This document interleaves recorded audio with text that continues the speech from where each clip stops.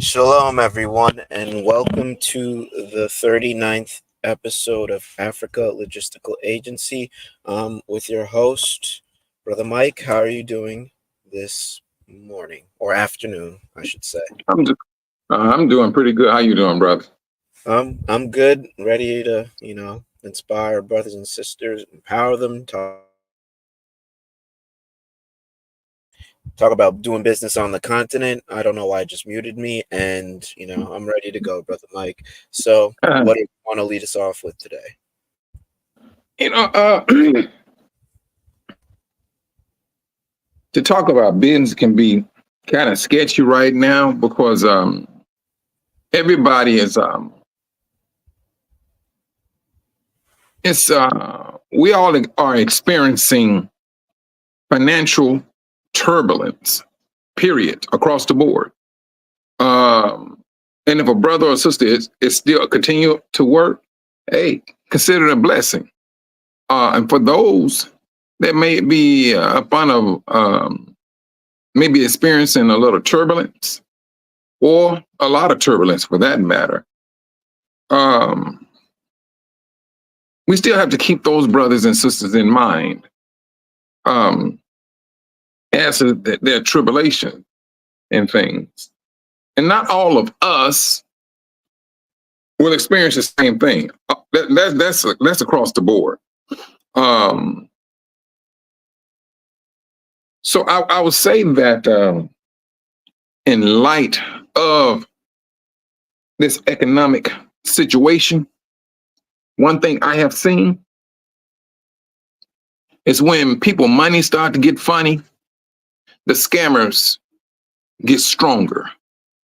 Because when your money is in some type of turbulence, it's like regardless, if you on that airplane and that plane is not and it's shaking and vibrating, no, you get nervous. You get panicky. And we do the same thing when it comes down to our finances. We kind of panic. We shake and shiver. But we gotta be water walkers, right? We Yeah, always talk about it, yeah. right? But you know what? It's easy. It's easy to say those things. Oh, it's easy, of course, Brother Mike. We're actively Yeah. practicing But this when every day. but I'm sorry, but go when ahead. you walking it now, I mean, you living it. Hmm. That's a whole different story. It is absolutely a different scenario that can take precedence in your life. If it's not put in its proper place. Um, and I will use let's use Moses when Yahuwah, Moses was making a whole lot of complaints. I'm ill. I stutter. I can't speak. Who am I? It seemed like Moses had some what's the word I would use? He lacked confidence within himself.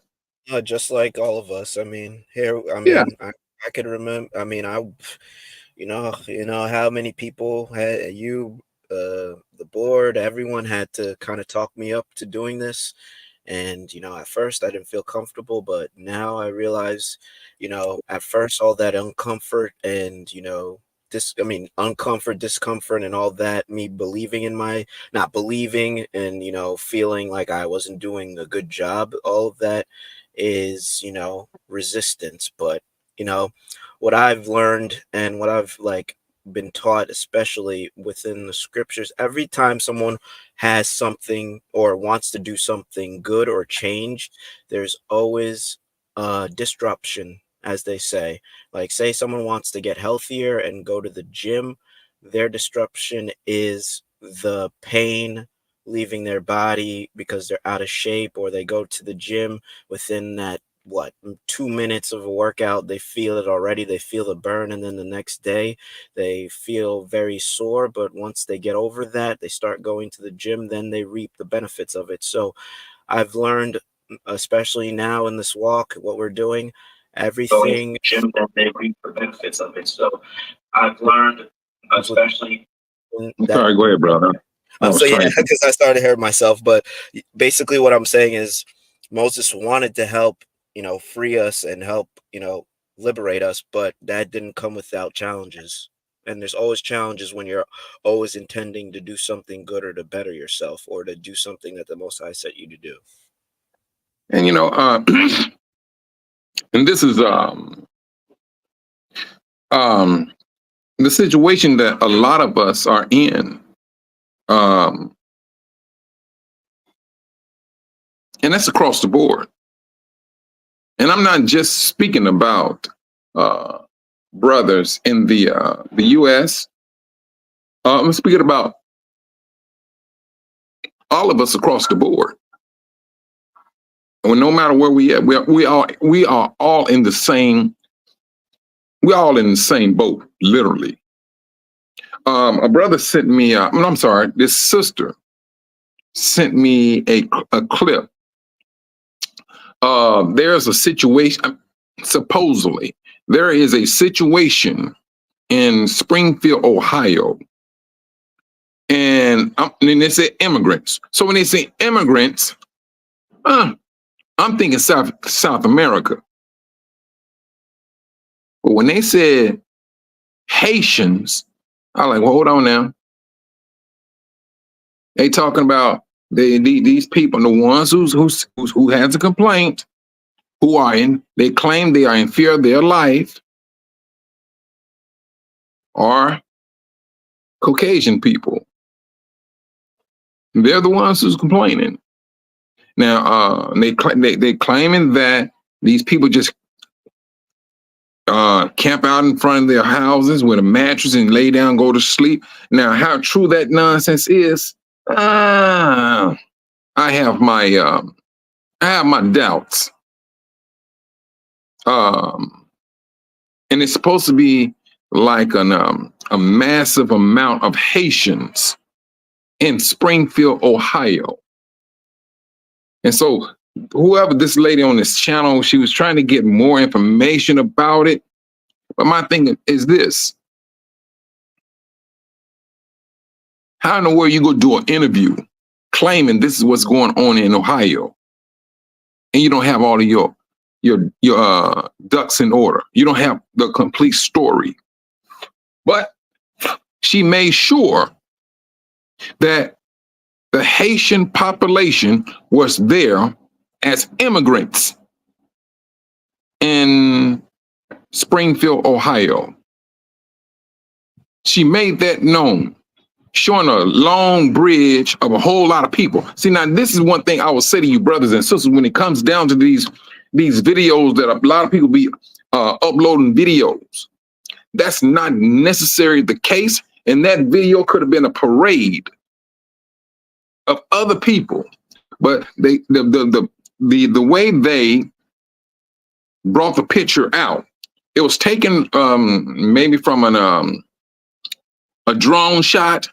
You couldn't make people out whether they was white or black, but they're just showing a whole lot of people on this one particular road, just to give off the scenario that it is true that these Haitians are in Springfield, Ohio.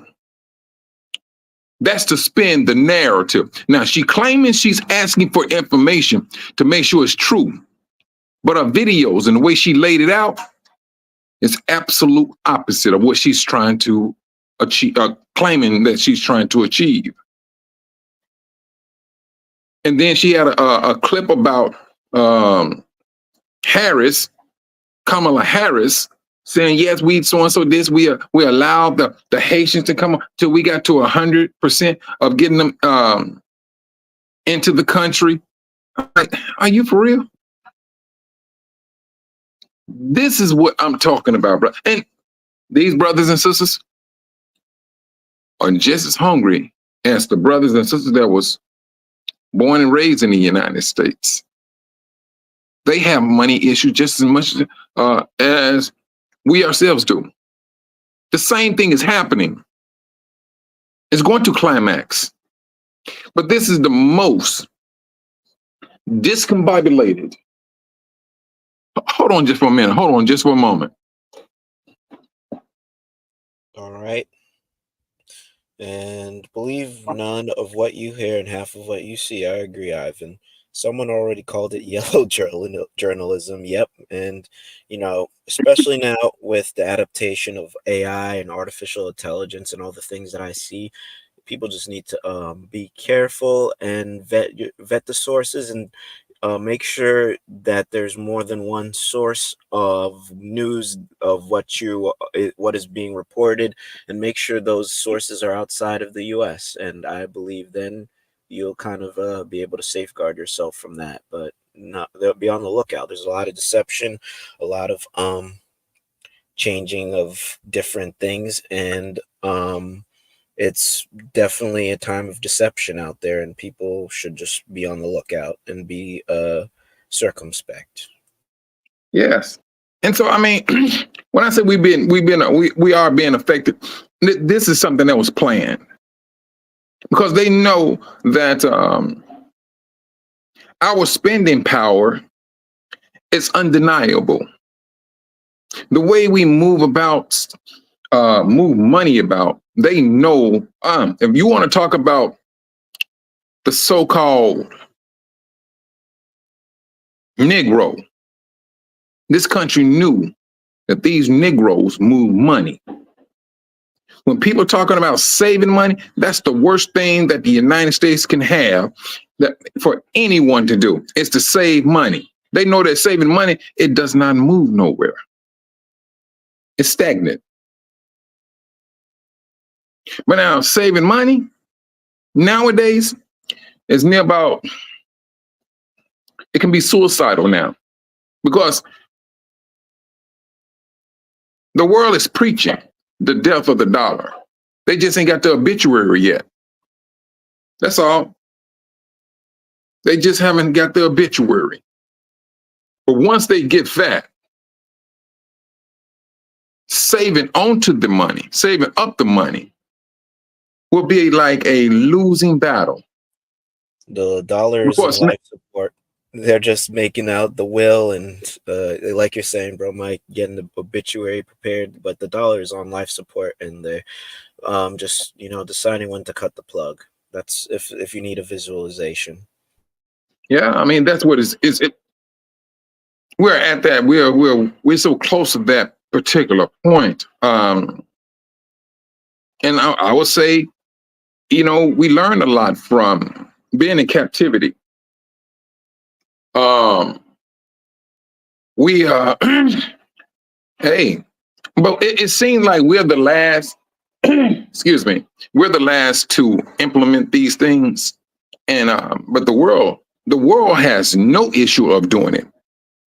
When I was working for AT&T, they didn't have a majority of times when they did a layoff, it was always in December. December is supposed to be a time of giving gifts. That's when I got laid off from one of the first time I got laid off. It was in literally the day after New Year's. But I guess a lot of people were prepared for it because we lost a huge vendor in November prior, so everyone was kind of bracing themselves for that. But yeah, usually I'd say from December to like February is the time they start laying people off, or January for sure. Yes, but but this is what they do. They don't care nothing about you and your Christmas. They looking at that bottom dollar. How much money can I save? Can I get a bonus this year? I mean, they already millionaires, billionaires. They still trying to get more.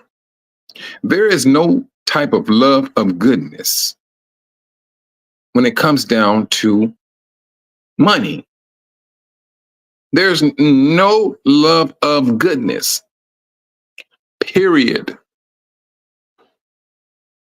They look at, if they can bring a robot to come in to do your job, so be it. But they're not looking at the big picture. The picture that they look at is a very small, selfish clip. That's how short it is. They're not trying to think about your livelihood. Now, if you've been let me use this example. You are a business owner. You make billions. You have a factory. You have a number of people working for you. Then you can be more efficient if you get this particular machine, and it will take the place of 30 people, and you don't have to worry about paying their health insurance and all of that. We can cut costs. When they say cut costs, they talk about, well, we can fire some people. That's cutting costs. Yeah, but it's never to make a more efficient process or to use cheaper materials that may still be sustainable. It's always, we got to fire people to cut costs. Exactly. Hold on, I'm trying to read this. I'm talking about really graceful. Her videos are legit. She also showed a town meeting where the community are complaining and seeking help. The county shut them up and ended. I don't know if it's the person or not, truth be told. But it was there was a Gentile lady making a complaint and saying, her husband, he's older and things of that nature. I don't know if it's the same one, and I can't say whether it's legit or not because it seemed like she was fishing for information. So it cannot be legit because she was looking for information. That's the first thing that she said she was looking for. So I can't say that it may be her, but it cannot be legit because she was looking for information. But at the same time, she put information out there as if what she was seeking for was what's going on. Until then, she's still fishing. But if you're fishing, you got to control that narrative because her narrative, truthfully, is pushing as if all of those things are happening and that the picture of that bridge and highway with all those people on it, is that the immigrants, are those people, the Haitians that came in on that highway? That's what you got to ask yourself, which I seriously doubt that all those people came down a highway to get into Springfield, Ohio. That was a lot of people. And I can almost guarantee you that was a parade of something other than Haitians coming into Springfield, Ohio, in that massive number. Now that's how I breaks down videos when they're making claims of things, and it has something to do with us. Period. Now, and like I said, I cannot say it's legit because she asked the question. But I just broke down the video as to what I noticed. But getting back to this robot thing, see, these business owners, they can do these things, but there is a repercussions to anyone's action. Because now you done laid some people off. And I'm gonna tell you something about people. They take a self-loyalty. They will put themselves in a self-loyal position for their job. And one day you may call them in and say, well, we cutting this here. We thank you for your service. And the person goes, look here, I've been here for 10 whole years. Never missed a day. And y'all laying me off? And I know a lot of you brothers and sisters heard individuals say those things. We are self-labeled loyalty to a job when that loyalty is never giving back. You are just a person doing a job for to make the company make money, help the company make money. So now you are part of those 30 some people that has been laid off. Now 2 or 3 months go down the line, here come 30 more. But then as that number grows, so does neighborhoods. I'm sorry, the neighborhoods does not grow necessarily. But what grows is frustration. That's what grows, frustration. And especially in Israelite neighborhoods, especially in our neighborhoods. And then here come crime, frustration, alcohol abuse, depression. You know, we're not immune to those things, brothers and sisters. But this is what these billionaires and millionaires, they're not worried about what the after effects of you getting laid off. Are they looking at, oh, we did pretty good for the year. That's it. And so now they moving on with their lives. People are frustrated, upset, and talking about, I gave them 20 years, I gave them 30 years, and they did this to me. Not saying that the individual did not have a legitimate reason. No, they had a reason. But there's that greed. And they're not looking at what's going to happen. So now, the fact that they are worried about making more money. When they make more money, the harder that boot comes down on your neck. That's when you start looking for, as they said, or at least back in the day, government assistance. This is how this game is played. And please, if you were like 50-something years old and you get laid off, finding a job at 50 is an uphill battle. You become a liability. Period. That's what they think about you. But this is what's going to happen to the world. In light of their selfish ways,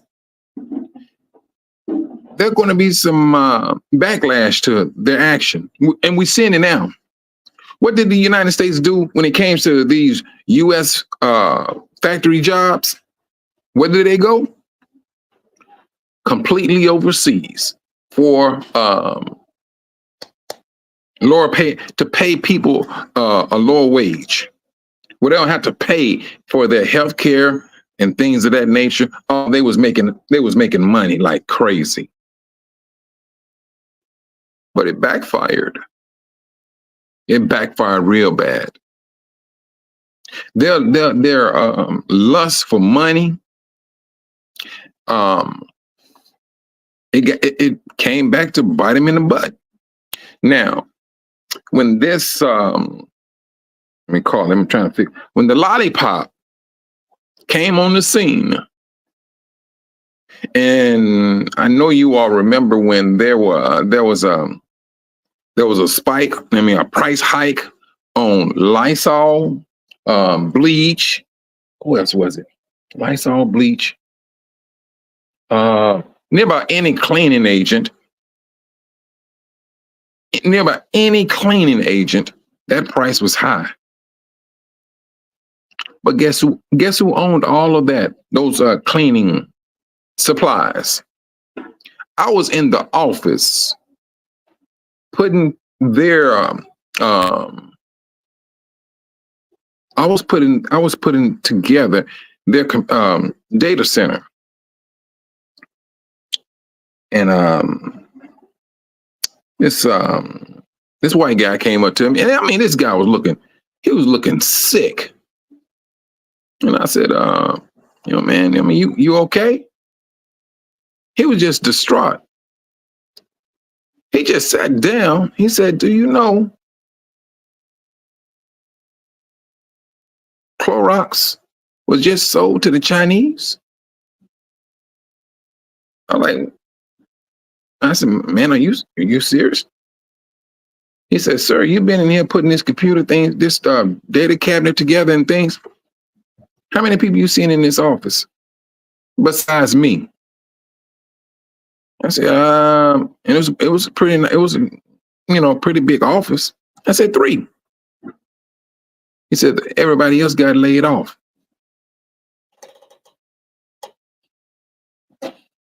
What's wrong with that picture?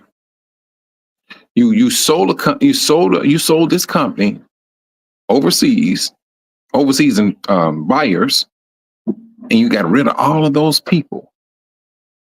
And now those people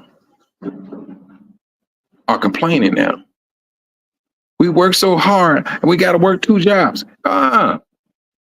Welcome to my world. We had to do these things.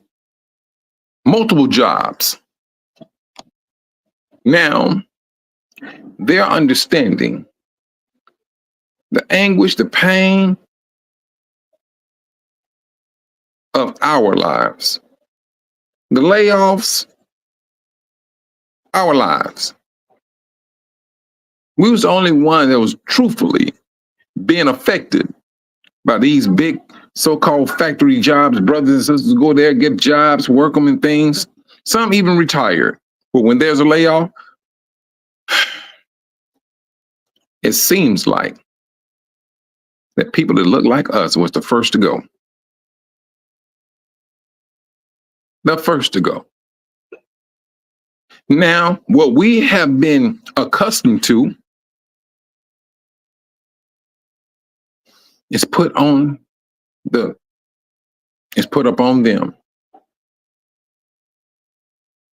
That's what's happening. I did another site, and I was doing the work. I was doing a data center and putting together equipment for the McDonald's office. Woo, when I tell you how they did those people, boy, I was like, man, that's like you would think that you would think that I'm trying to I'm gonna say it was so gangster. It was like, I was like, oh man, Dag, are you for real? They moved. They said the office was too big. It was not, it really wasn't. It was just too big. The building had been there the building is really not old. But they said it was too big. They wanted to downsize. I think they laid off like 300-400 people. And the majority of them was Gentiles. Oh, wow. Because this is the McDonald's main office building. It ain't like they serving burgers there. No, this is like a corporate office. And so they did that. I'm like, good night, man. And you talking about people walking around, I given them 20 years of my life and so on. Oh man, I mean, see, loyalty. And certain people, no, you cannot just mislead their loyalty. And they starting to feel it. They starting to feel it. Now, and this is the thing that gets me when it comes down to this political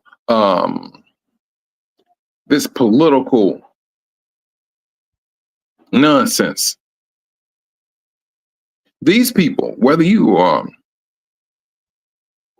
people of color or people of other nationalities, This is the country that shipped a great deal of the jobs overseas.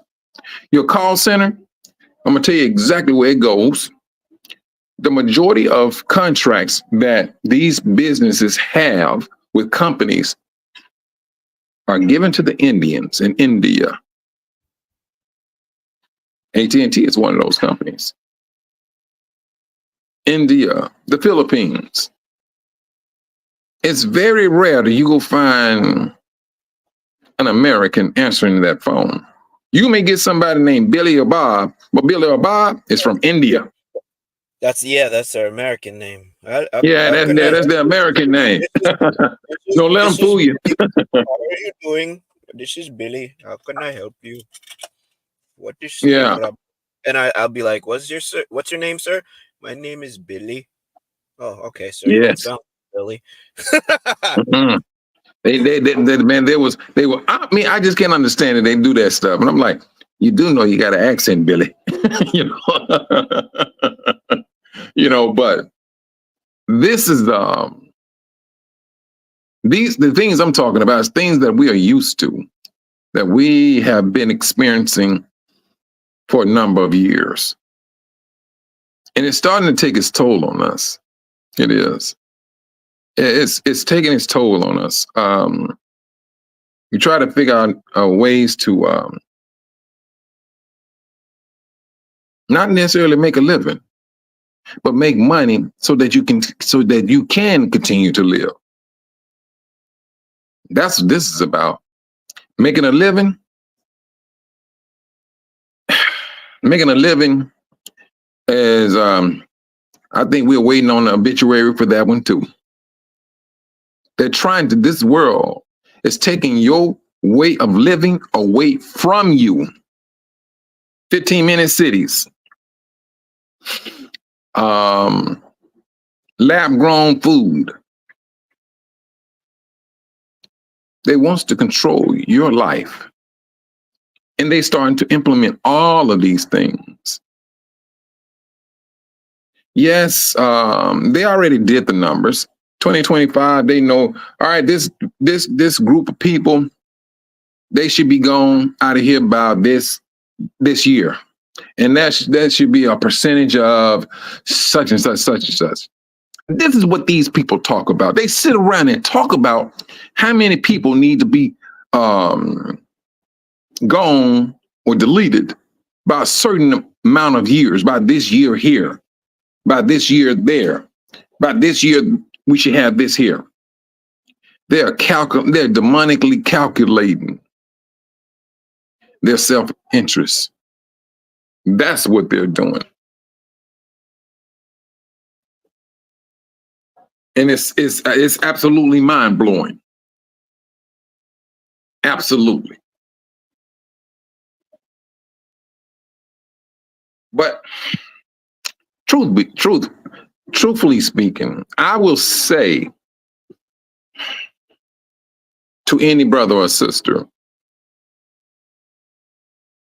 you see what's ahead of us. You understand what's happening. Start to put yourself in positions that you can continue to live. Food and water. Clothing. It ain't like you got to have a major outfit. Excuse me. A major outfit now. I mean, this is about survival. I mean, if you hold on just for a moment. I'm back. Start planting some seeds that you have when you're cooking a soup or something. We cut a bell pepper up and we throw the rest of it away. Now we got to start thinking a little bit more. Then we gotta go further than that. It's not garbage. It's meant to regrow. And I say meant. Now, meant to regrow.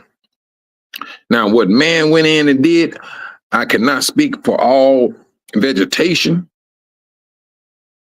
but it's not going to hurt to put some things in dirt and see what it does. See what it does. You may be finding yourself just kind of amazed how the Most High will allow things to grow. And it would literally spark an interest just to see a plant come from a seed and come up as, a little green leaf. And the more you take care of it. Now, if you want taking care of a cat or a dog is a lot simpler than a plant. That plant needs the same thing. It needs to be fed, needs to be watered, nurtured. However you want to do a pet, that plant got to be done. It has to be done the same way. And don't get me wrong, brothers and sisters. I know the world got us away from that canning, growing our own crops, but now it seems like it's coming back, and it's biting us in the butt. And the sad thing about it is this: you have brothers and sisters that's coming into the United States, coming from places where it's a lot easier for them to grow their food than it is in the United States. Somebody got hoodwinked, bamboozled, food. Because, the United States put up that banner, oh, the home of the brave and all that. Oh, you can have a house, a car, a good job. That's what that's their banner that they had planned for years. That banner been since put down, has been taken down. Because now people are seeing the reality of what the United States is truthfully about. They're seeing it. No, they don't. I mean, they don't really. They have seeds. Their seeds has been altered to their likings. Now, I would say, I do know that they was doing. They did some with the pineapples, because if you know pineapples, all you have to do is twist the top of the leafy part, twist it around, and it pops off. And if you take let's just say a bottle and put that top in some water and just let the roots start to come down. Once the roots get to like maybe 4 inches long, you take it and put it in some dirt. Now, mind you, that pineapple will take about 7 to 8 months to grow, but it will grow. But what they did, they went in and did something to that top plant where you cannot regrow it. The only one that can regrow, that can grow those pineapples is the farm that farms it. That's some devilish stuff. The Most High created fruits and vegetables to reproduce. Got seeds. Excuse me. To do that. Man went in and said, no, I want to be able to control these people. Or the devil. The land of opportunity. This is a land of ops. The land of military ops. And the military is going to be up on the people that's stuck in this land. That's what is known as now. There's no opportunities. None whatsoever. And it just I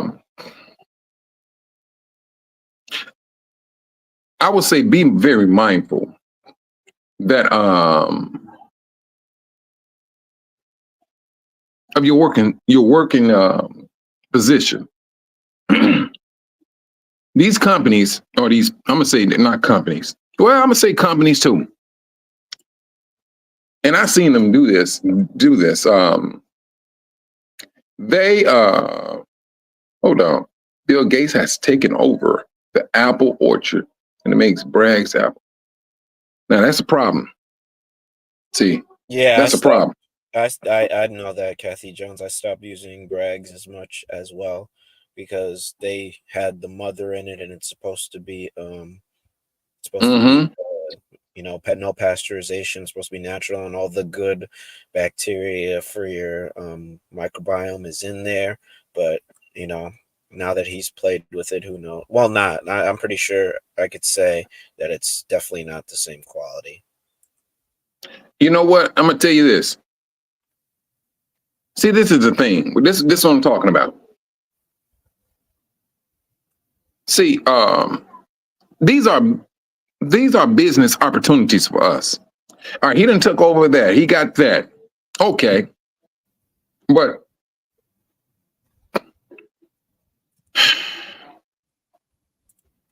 start planting some apple seeds. Plant them. I mean, if you just take, if say, let's just say hypothetically speaking, you have 1 acre of land. You know, it took you 20 seeds, 20 seeds, 20, let's say 20 to 30 seeds. And you start nurturing those seeds in a little old cup. And you're making sure that you got your fertilizer and everything in these little cups just for that seed to break and start to grow a little stem. And you keep on nurturing all 20 of those plants. And when they get to a particular age or whatever, now you know you need to go, all right, it got to go to the ground. And you dig up, you put it, and then you start watering. You got so many, you have your trees separated by so many feet. Now you just keep on monitoring and nursing your orchard. This is what you can do. Now you start, after so long, you start developing apples on your trees.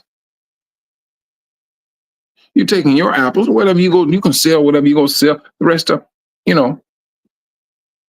make your vinegar. Make your vinegar. You can sell the apples to, neighbors or whatever, or you can make, you can process your apples, apple juice, or that's apple cider. You got 3 things, or 3 or 4 things that you can do just with apples. And this is what the world is showing us, Hebrews, of what we need to go back to. Now, we saying we're going back to the laws. Nope, we're not going back to the laws. We should already be in the laws. When you wake up, those laws has meaning. You may not understand it. The Most High eventually is going to show you, but you are in the laws. You're not going back as if I gotta wait to understand how to rest on the Shabbat. Good. You just sit back and you rest, read your scriptures, study something. These are the rules and regulations, what you can and cannot do on the Shabbat. We're not going back. Once you wake up, you are in it. Period. And that's the way we need to think. When Brother Ron said, we're not black, and you come to, we always kind of knew that deep down inside. But when he broke it down, now, oh yes, now it has you have a deeper understanding. And now you come, boom, I'm not black. And it's concrete. And this is where we at. This is where we at. Oh yeah, you're right, sister. You can make wine out of apples. I mean, the possibilities is endless, but we must start to look to where we came from. Our people came over here planning. The sisters, our forefathers, our 4 sisters, our mothers, They had to smuggle okra seeds over here. They took a part of their home and brought it here. They had the okra seeds and they thought it was just some, the Gentiles, they thought it was just some like hairstyle. The seeds was in their hair. This is our people. We got, don't get me wrong. We got spoiled. We did. Now it's time for us to wake up out of this spoilage and start stripping a lot of those things off of us. This is what we must do. Yes, there's going to be some work involved. It is. There's going to be work involved in what we need to do in order for us to continue to live. We just will not be going to a store to buy what we need. It seemed like those days are up and getting out of here. So there's a mindset that we need to start it needs to start fostering more strength in our heads. And I know when you think about working in the field, and I know when someone talks about grow your own food, you're thinking about our forefathers during slavery. That's what we see. We seeing them, their back bent over, always bending over to do this, do that. We seeing the heat up on our brothers, sweating up a storm, clothes all sweaty and dirty. That's what we see. And it can be a turnoff. I don't want to do that. I want to work. I want to work in an office up under some AC. Yeah, the world is showing you about that too. The world is showing you about that also. This is where we're at. It's the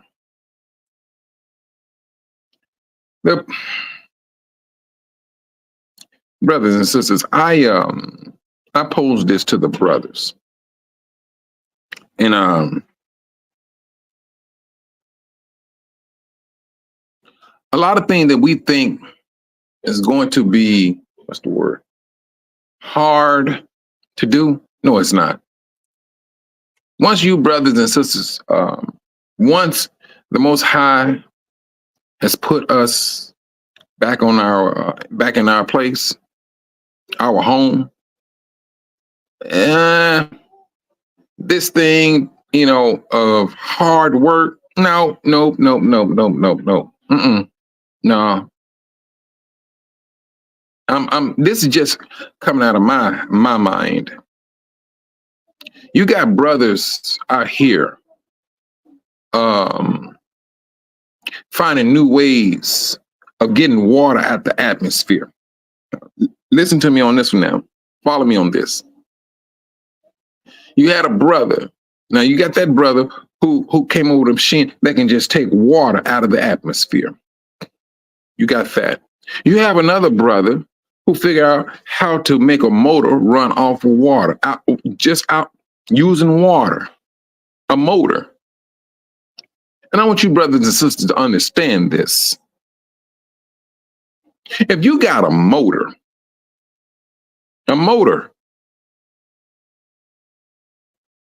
that's controlling your house, your electricity, you won't have no power lines coming from a pole to your house. You got a motor.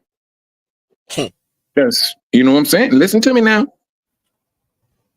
The reason why I said this, because I said it makes sense. They're already showing you what these cars can do. Ford trucks and all that, they have electrical outlets in them. If you got a truck, you know it. You have electrical outlets in these trucks now. Yeah. Just take that concept and put a motor on the side of your house. Yeah, Now, and it's running.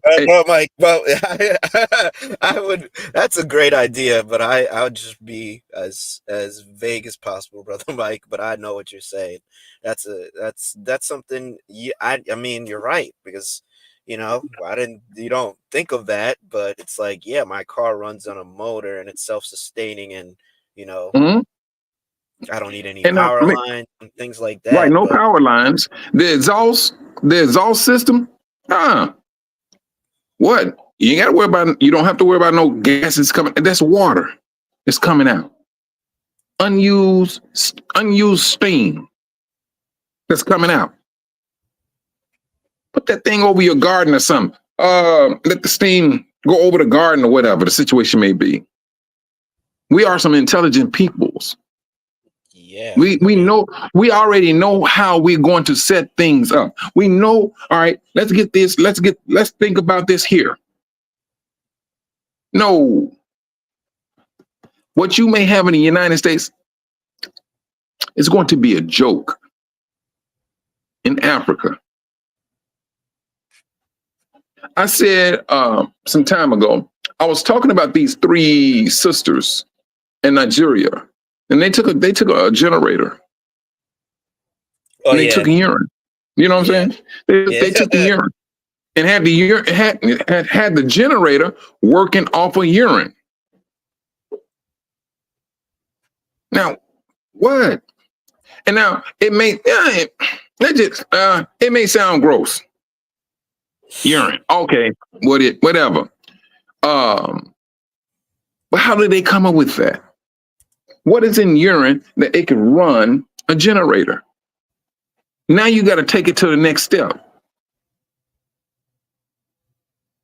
Brothers and sisters, when I tell you, when the Most High started to wake us up, whoo, now imagine when it gets to that point where all of his people are woke.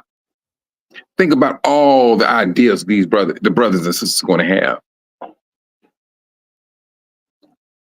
We will not want for nothing. Nothing. If you got a data center, you have a data center. You got so many motors on the side of your data center that's running and taking care of that data center. Yeah. Without any power lines coming to that building. You already did your multiplications and things of that nature. This is how much it would take to run this building.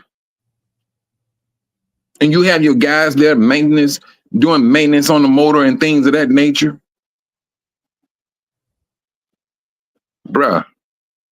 Brothers and sisters, to think that, and for individuals to say, I do not, they just don't see or understand. There's a lot more opportunities. The best opportunity that we need to be maintaining, one, is coming together. Because now we're going to start putting our minds and our thoughts together. That's number 1. Number 2 is going to be implementing them, putting them into action, working together.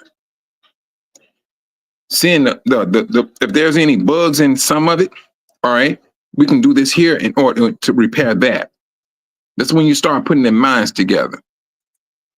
And the more we do these things, and it's like, if we unleash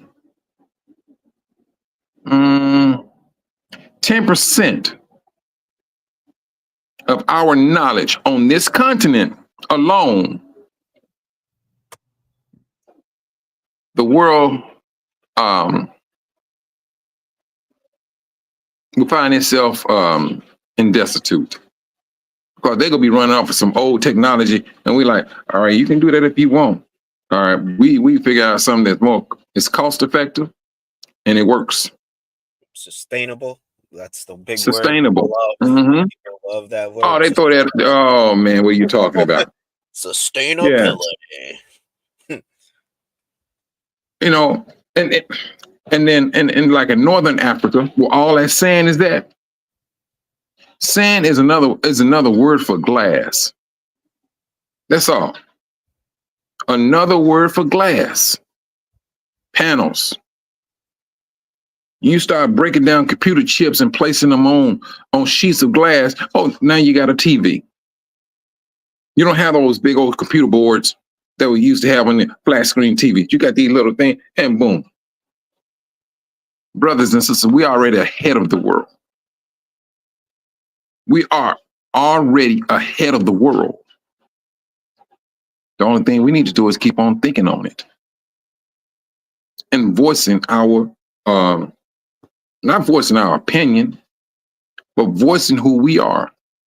Yeah, declaring boldly what Yes, we are what we're setting out to do, and then yes, just putting that into action and having faith that it will all work out for the better. exactly. And I mean, you know what? When it comes to extra money, and truthfully, brothers, I would say I would say it should be somewhere in the gardening era area, because we're going back. The scriptures already. The Most High said where we will go back to, and He said, one would plant, and you eat off your own vineyard. That's what He's saying. It's not saying that the Most High is not saying that all of y'all gonna be farmers. Some of you just maybe some totally. You may be a woodworker, but you talk with a farmer. You say, you know what? I'll make your bed, your sofa. I make a kitchen cabinets.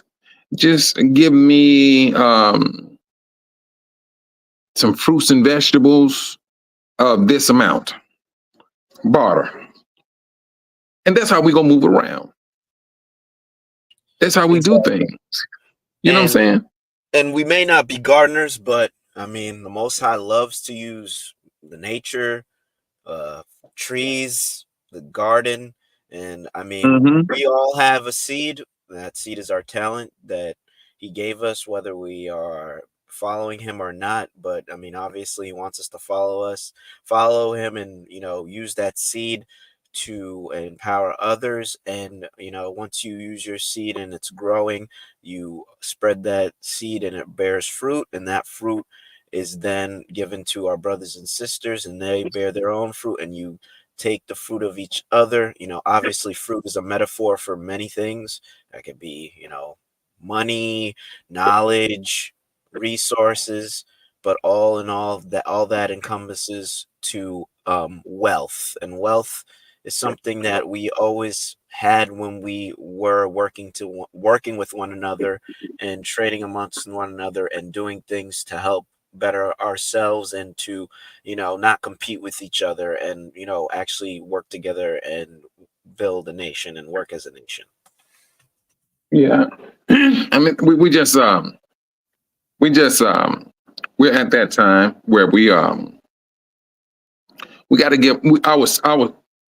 I would like to encourage that we start to look at these things and start really placing in them.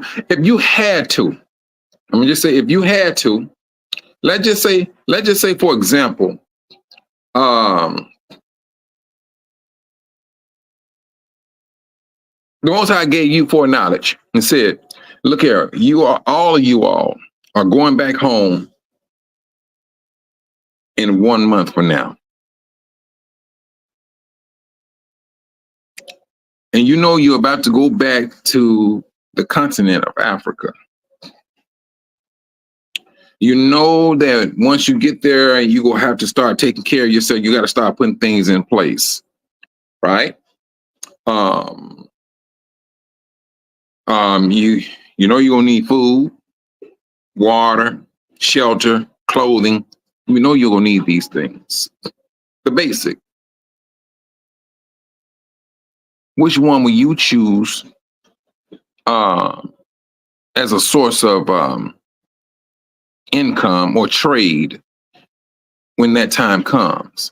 And you know, I mean, really truthfully, I'm talking about any trade, not not necessarily just the four that I mentioned.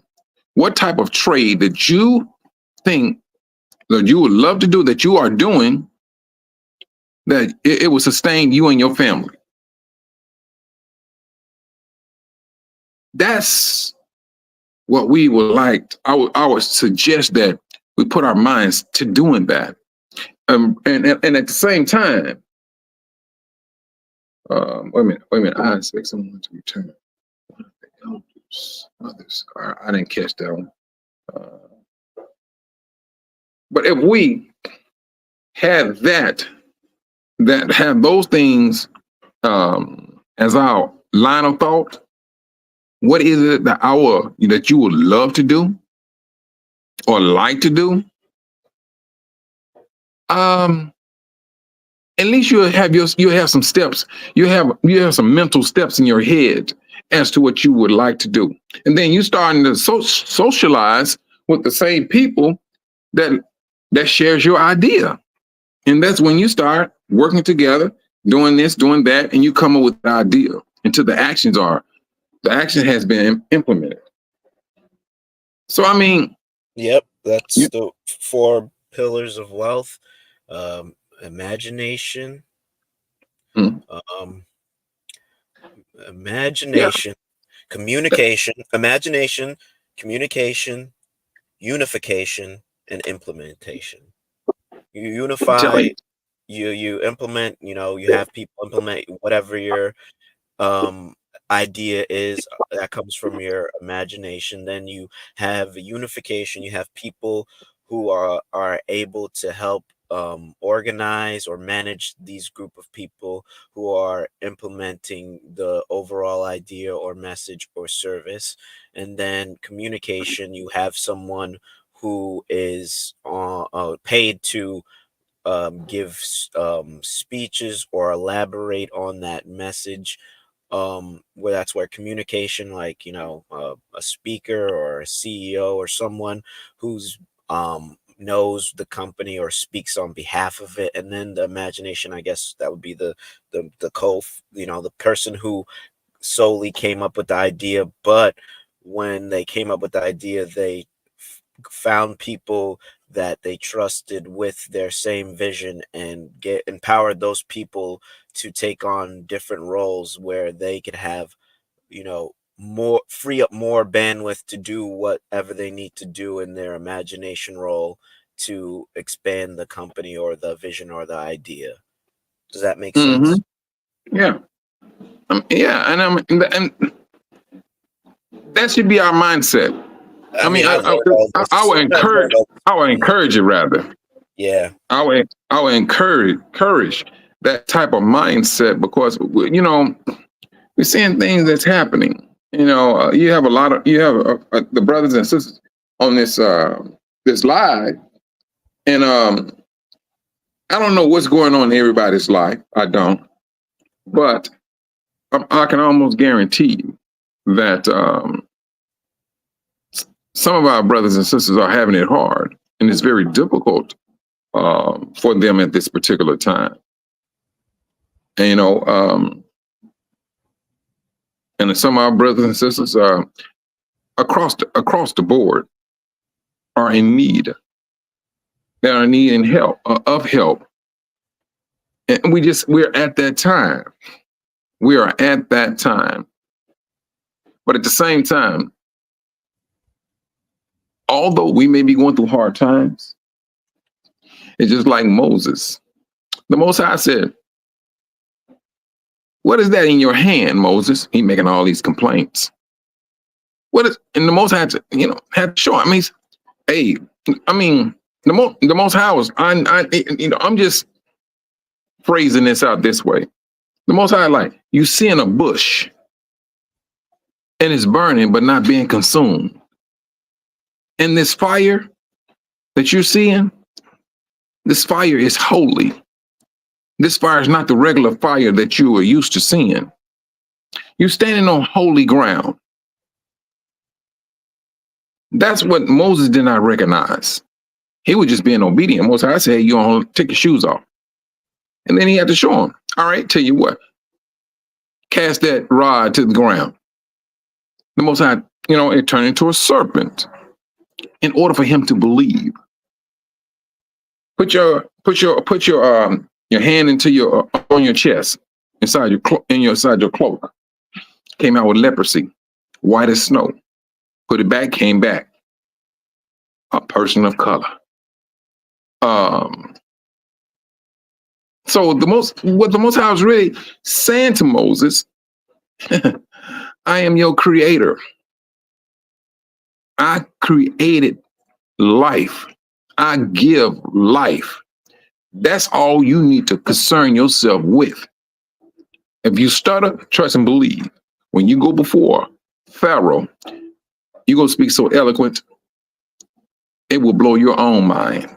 That's all the Most High was saying to him.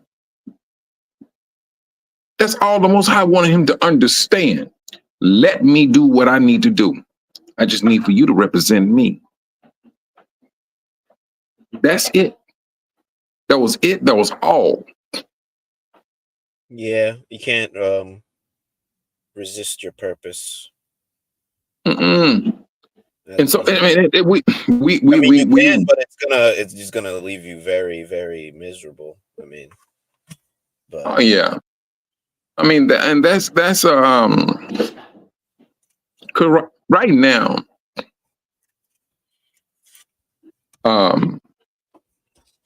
We need to be encouraging every last one of our brothers and sisters, and some of them may have some biblical understanding that we say, that's not right. My thing is this: try to readjust your brother and sisters with a great deal of respect, because I don't know, when it comes down to the scriptures, I've seen individuals get into some heated argument, and they ready to fight.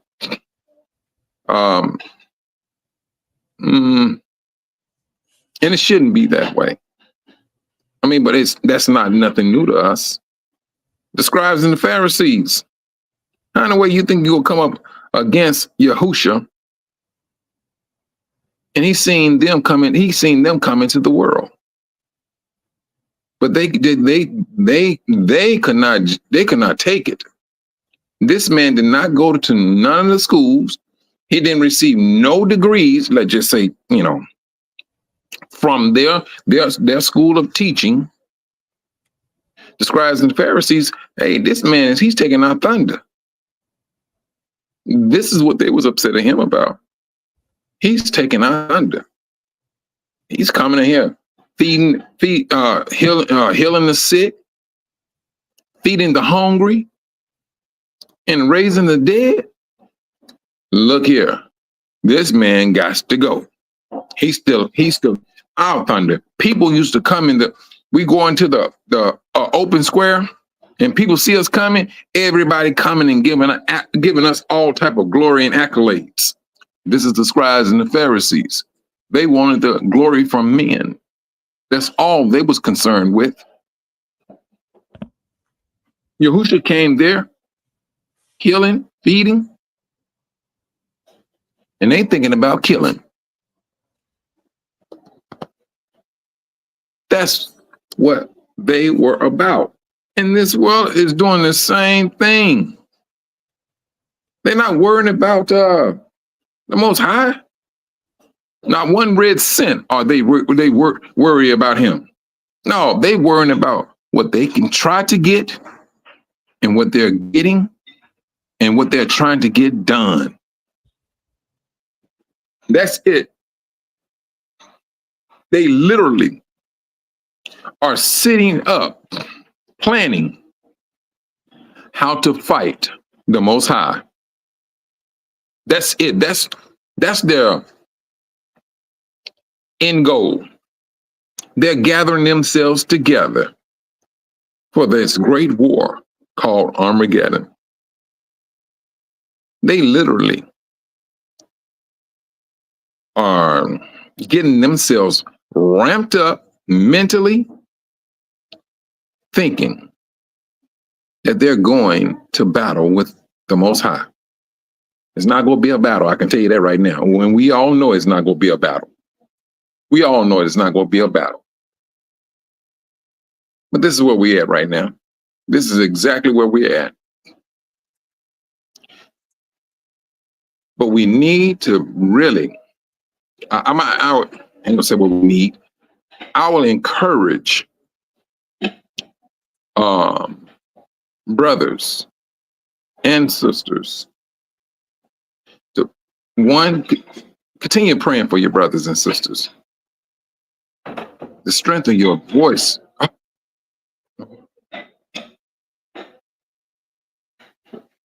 We need to continue to pray for our brothers and sisters. You brothers and sisters, you are Yahudims. You have a strength in your voice. There is a measure of repentance that is going up to the heavens, to our Father. And this is what we're doing now. Along with that, let's pray for the brothers here. Let's go and do different things. Trust and believe. I mean, we're going through some things across the board, whether we're in the United States, UK, South America, Africa. Yeah, we're going through some things. That's one thing we can share. If you want to talk about some hard times, let us get in the room together, and we go understand everybody go understand everyone. And although we speak in different languages, you will understand exactly how that person feels or what they went through. Because our struggles are going to be the same, just in a different language. Just in a different language. That's one thing we will always have in common. We're at this time now where we're about to this threshold. And also, brothers, I'm going to speak a little bit about this nonsense. Not too much. I'm going to speak a little bit. Yes, a little bit. I try to pay attention to the things that was not said when it comes to these political entities. They said 37%. Trump got 37% and Kamala Harris has got 67%. I believe now. It's somewhere in that line. Now, whether Kamala Harris, her team was cheering, it don't mean a hill of beans to me. But I will say, these people are so low down. They know how they playing these numbers. So now, if they showing that Trump is at 37%, Kamala Harris almost at 70, who do you think will get upset? What is the one person some of those people will be thinking, oh, it's been rigged again? It's going to be those Trump supporters. They keep on pushing. They keep on poking the bear. They keep poking the bear. This is the blackest that she has ever been in her whole career. This is the blackest that she has ever been. Now she's in the history books because now she's black. Brothers, I tell you, that is a setup just to bring out more hatred. That's all that is. That's all it is. To set up a great deal of hatred. And we're going to eventually see that hatred come into an action. Now, I mean, whether there's an um,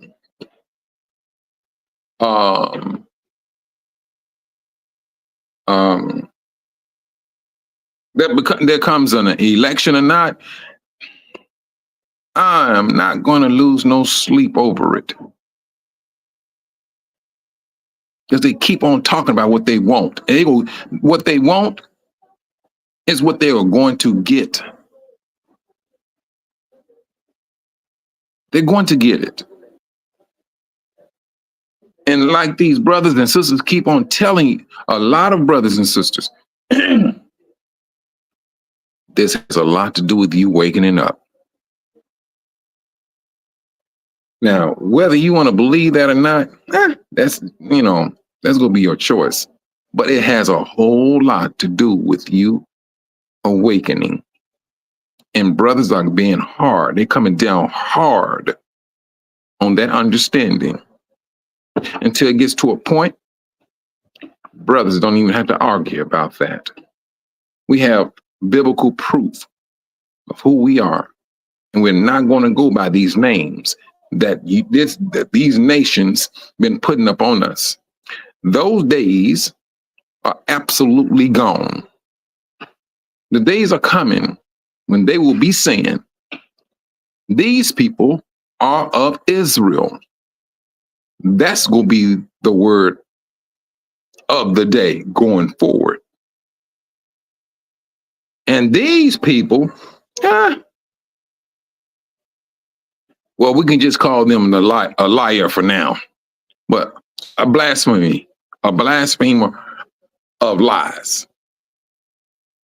That's what the world is going to say. They go recognize who we are, and they go put that title rightly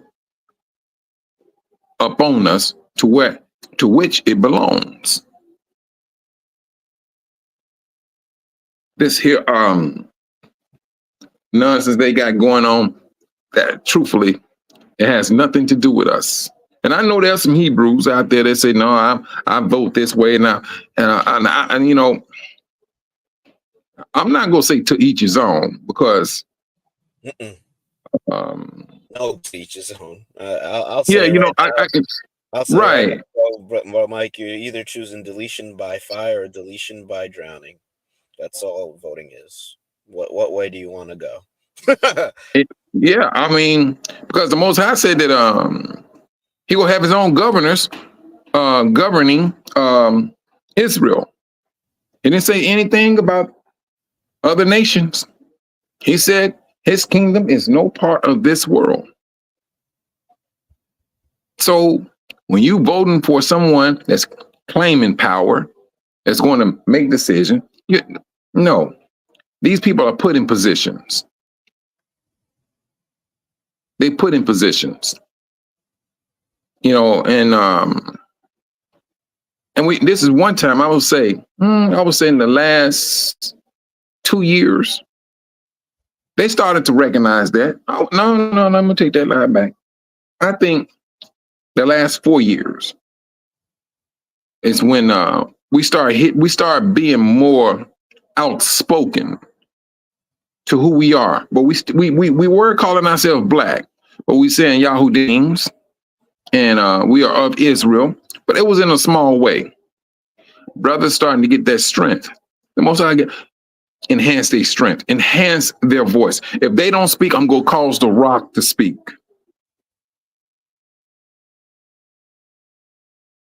This is what's happening now. And these brothers, they letting it know. They letting it know. Ain't no going back from this.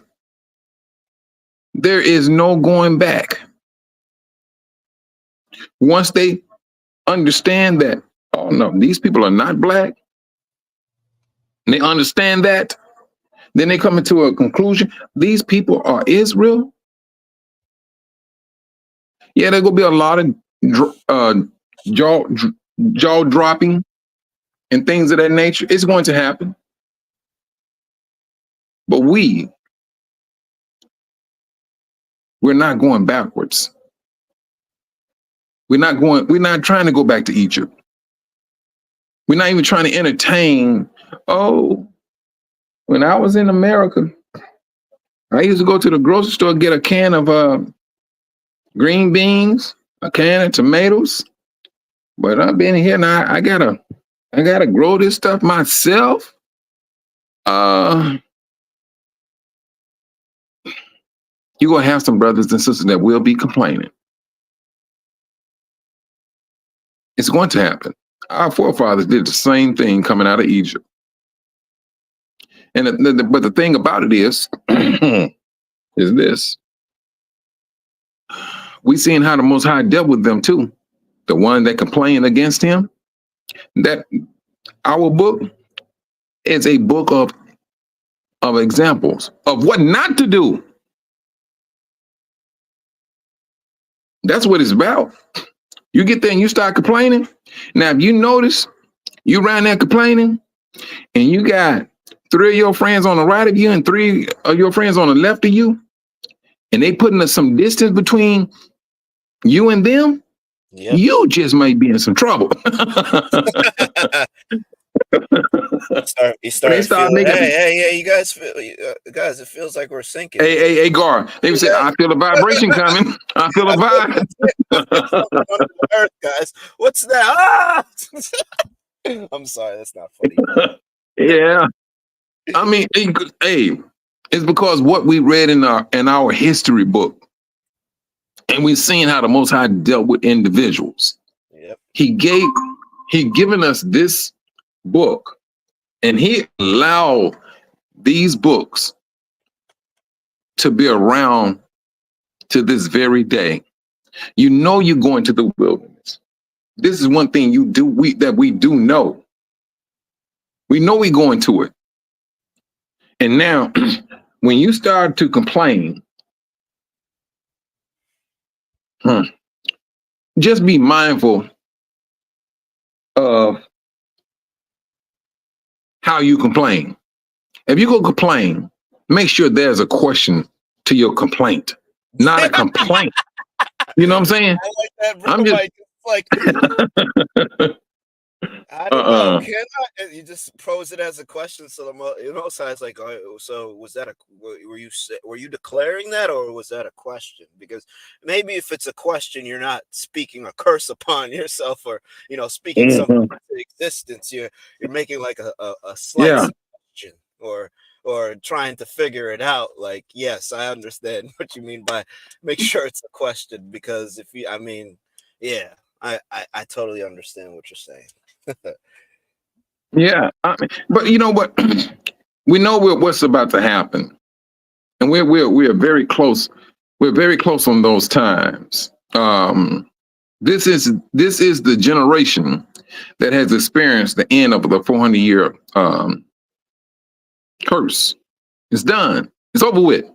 The Most High said, within that 400 years, after the 400, I'm going to judge that nation. That nation, he said, he's doing it. But they go paint a picture of global warming. I'll let them paint the picture. They're still getting judged. You literally witnessing you seeing a destruction of a country. We are literally seeing that. Not so much as a whole, but the whole is coming. The whole of a nation is coming for the destruction. And it seems like it's been destroyed, just like Rome, within itself. It started within and it's working itself out. What did not the same thing happen to our homeland in Jerusalem? Jerusalem got destroyed within. They locked themselves in behind those walls. And the Roman officers were like, okay, let them stay there. You are inside of a city. The fruits, grains were all outside of the city. They starved within that city. Our forefathers, due to their disobedience, they starved within that city. The mothers was eating the afterbirth. Now, you think that's just going to happen to Yasharel?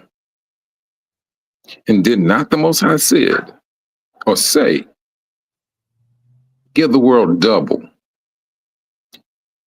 And I'm truthfully, I can't see what's double going to look like for them. And truth, I don't think I want to see it.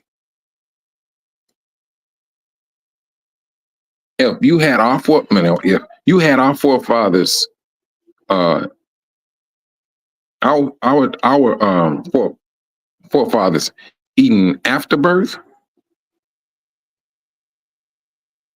double, or something worse than that, that's what they have in front of them. If they want to continue to step on Israel and not recognize Israel, and it seems like that they're going to have an opportunity to voice their opinions as to who these people are, and they're going to have the opportunity or to say, I'm in respect of these people that are known as Israel. And from the scripture, from a scriptural standpoint, they will be in favor with Yah.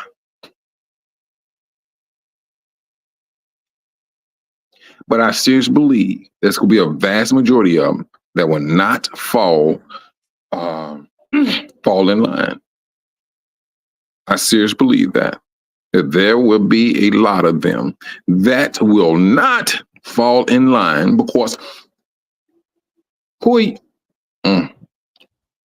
just like the scribes and the Pharisees said about Yahusha, isn't he the carpenter's son? He didn't go to school. Where's he getting his education from? They saying the same thing about us. Is this not the people that we trampled down? That's what the world is saying. Are these the people that they came and borrowed money from me? Although I gave them a high interest rate, but they came borrowing money from me. This is what the nation's going to be saying. So why do I need to humble myself when I've been loaning them money? I gave them food stamps. So why do I need to humble myself? I did good by these people. I mean, I can go on and on with that nonsense. But this is what they're going to be saying. This is what they're going to be saying. They're going to have a hard time of looking at you with a great deal of respect. Very few, I believe, are going to have that gift of saying, these are the people. I'm gonna grab a hold to their the skirt of these Yahudims. Me and mines, we out. That's what the Gentiles gonna be saying. The ones who really truly understand the true meaning of life. They understand that. But you're gonna have some. And you're gonna have some of our own people. It's gonna be in that wilderness. Because once this glorious, massive exodus has taken place, and that glorious event started to, that thunder started to wear off, and then, reality and life start to move on in. Yeah. Then you're going to start seeing people true actions, their true line of thought. Oh, we got to do this here. We got to do that there. Yeah, you got to do all. Yeah, you do. You do. Once we get over all of that joy of being back home, that's when, and brothers and sisters, I'm telling you, it's going to be subtle with individuals, because we all gonna know, oh, this happening in biblical times when our forefathers came out of Egypt. All right, we got that, but the more they read, they're gonna have a sense of understanding, but the understanding is going to eventually grow weaker, because the Most High said He's going to weed out individuals. Weed out. I mean, you ain't getting in. Period. You're getting weeded out. And so our mindset is something that we need to maintain, because whatever you're going to speak, trust and believe, it's going to come from your heart. It's going to come from your heart. And we need to be very mindful of what we allow ourselves to think about, because when you think about it, it's starting to get into your heart, and you find yourself you have a hardened heart. Because the Most High said He's going to take that stony heart that is in His people. Oh my goodness, when He said in His people, let me tell you something about that stony heart. The Most High said He's going to give you a fleshly heart to soften it up. But that's for the righteously disposed people who wants Him and His rules and regulations. That's what He wants. And that's what we should be. No matter how you look at it. The breath of life comes from Yahuwah. Hashatan, where do you think his life come from? He's not living of his own accords. He's living because the Most High has given him life. But the day is coming when that life that he has, that he's fighting to hold on to, it will be absolutely dissolved, never to come back. And we should not be we need to stay clear of any type of judgment of that nature.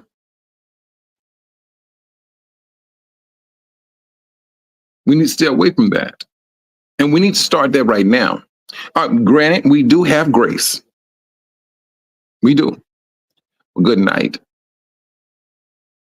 Don't start using grace when you have full-blown knowledge of when you know what you're doing. Grace do not apply then. It does not apply.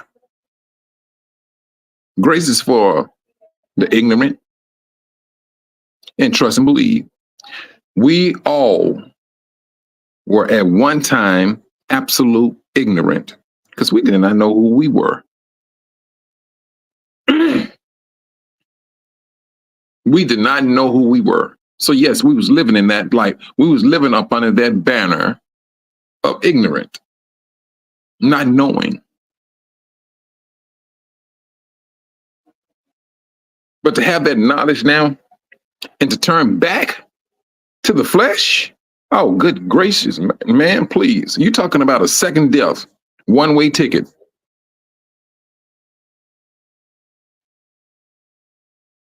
No, you're right. You should not tread down on the mercy of the Most High. You can on your best day, you can never outwit the Most High. You can shed tears all you want from here to from sunrise to sunset. You will never fool the Most High. Korah, Dathan, Abiram. There was an example too. See, and they thinking they're going up against Moses. The Most High, y'all three, y'all coming up against me. I speak to Moses. I speak mouth to mouth with Moses. That's my servant. That's the one I ordained to watch over Israel. The Most High don't play that stuff. He don't play no games. When he got a person and he's telling you, this is the person I talk with. But when you come up against him, it's like you coming up against the Most High. And it was proven. Miriam, she was gossiping about her brother. Whoop, turned to white. Turned her white. The Most High did not play with his servant Moses. He didn't play with that. Moses was the only individual that walked on this planet.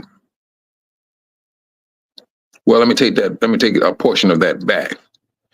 Besides Yahusha. But Moses, being of Israel, seeing the Most High glory, he couldn't see his face because the scripture clearly states you could not see the Most High and continue to live. It's just absolutely impossible. But the Most High told him to look through a crack in a rock, and he's going to pass by. And Moses seen the skirt of the Most High pass by with his glory. And when Moses seen that, and he went back to the camp of Israel, they had a hard time looking at Moses because the glory on his face was. They said it was like they had to cover. That Moses had to put what do they call it? He had to cover his face. That's how glorious the Most High is. And Moses was that only individual that experienced that. The only one.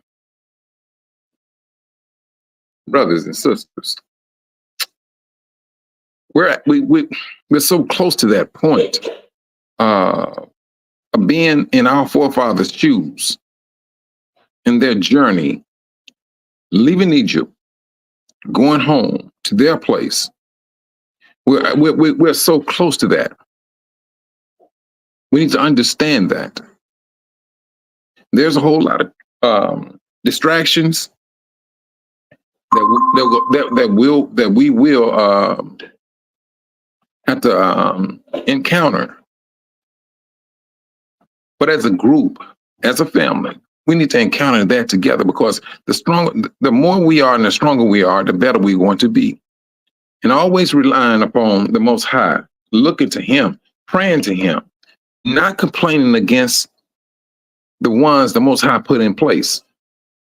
Now, that's one thing we don't want to get into the habit. And I know some of you, let's just say hypothetically speaking, that you may know one of the individuals personally that the Most High chose to govern over Israel. And let's just say hypothetically, it may be your brother.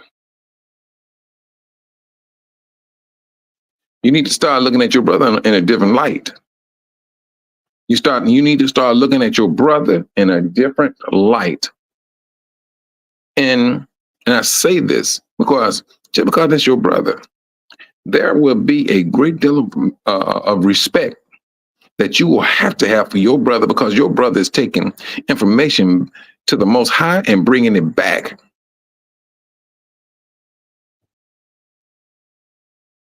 He's no longer just your brother. Let's just say this here. He is absolutely, I would say, Lord, Adon. He's the one that the Most High has placed over his people to govern Israel. And there is a measure of respect that we all should have for individual, whether it is your brother, cousin. You just cannot approach that person any longer as someone you just shoot the breeze. Or I ain't gonna say shoot the breeze, or come with some type of respect that you used to calling your cousin outside of his name. No, that would need to stop. But we need to be mindful of those things, because when you get to that point, and the Most High put people in place, we need to respect that position that the Most High put in place. We need to do that. That's what we need to do. With that, brothers and sisters, I'd like to get ready to close out. That's what? Oh man, good night. 8:42. Yeah, I'm letting you cook. I think this is the longest show we've had thus far. Man, good man. I didn't even recognize that, man. Well, and for those that would like to further the calls of what we're doing here. Now, we're trying to we're putting things together here. I'm waiting on well, maybe I shouldn't speak about this right now, but we're doing some things. We're trying to put some things together, and we'd like to thank you, brothers and sisters, for the donation that you all been sending. And we ask that you continue to send donations, because this is for the building up of our people. When it's all over said and done, that's what this is about. This is not about one person thing. No, we well past that. We're past that. We're past that. This is not no one man thing.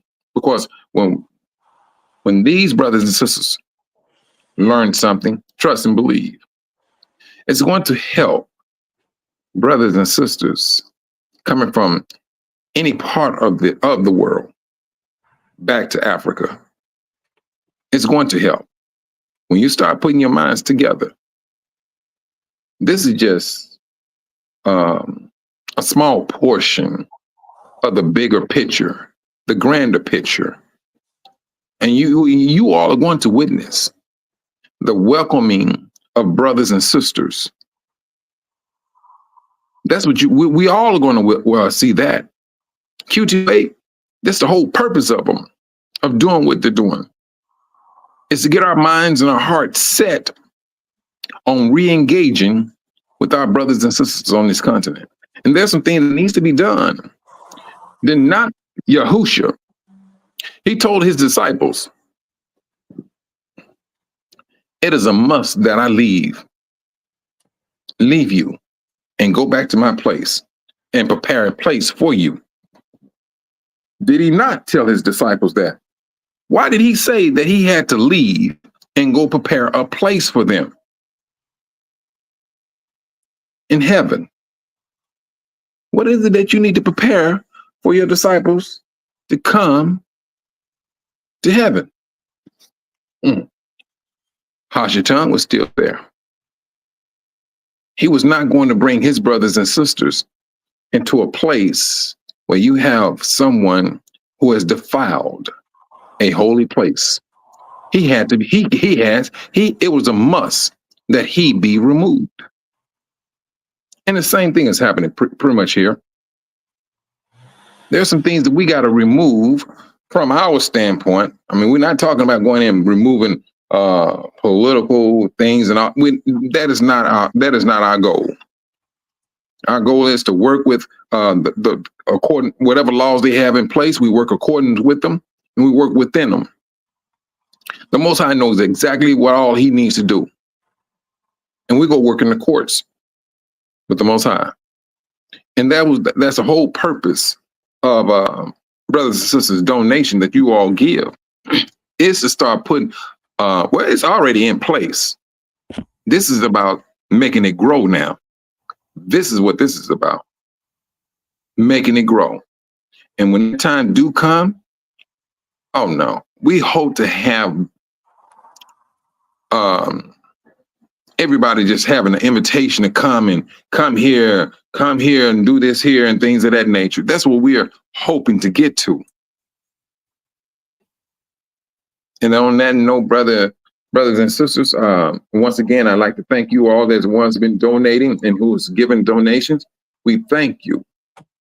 And at the same time, continue to pray for our brothers and sisters and for the ones that are working for the betterment of all of Israel. I hand it back to you, Brother Gar. All right. Thank you, everyone. Again, please donate. The link's up there, just in case. If you feel led to, I am going to put up Brother Mike's Cash App. Please support our brother Mike. That's his Cash App. Thank you, everyone, for your donations and whatever you give. And, and I'm rambling right now. And then the only other thing is the consultation link, Brother Mike. Make sure I put that in there. If anyone wants to talk about doing business, has an idea, or further wants more refined, specific, focused, direct advice from Brother Mike and Quest Unite Africa on your idea or your business or whatever you want to talk about for further advice, please click that link and you will be able to get a consultation. And I think we touched on all bases, and I will close the show. Thank you, everyone. Again, please tune in for our Quest to Unite Africa Family Feud Friday discussion tomorrow at 7:30 a.m. Please tune in to Exploring the Motherland, my show tomorrow at 10 a.m. And please meet us again tomorrow at noon for Brother Mike's show. Tomorrow will be a full day of content. Please like, share, and subscribe and grow and build this channel so we can empower our brothers and sisters as we get ready to go back home. Thank you, everyone, and enjoy the rest of your day. Shalom. Shalom.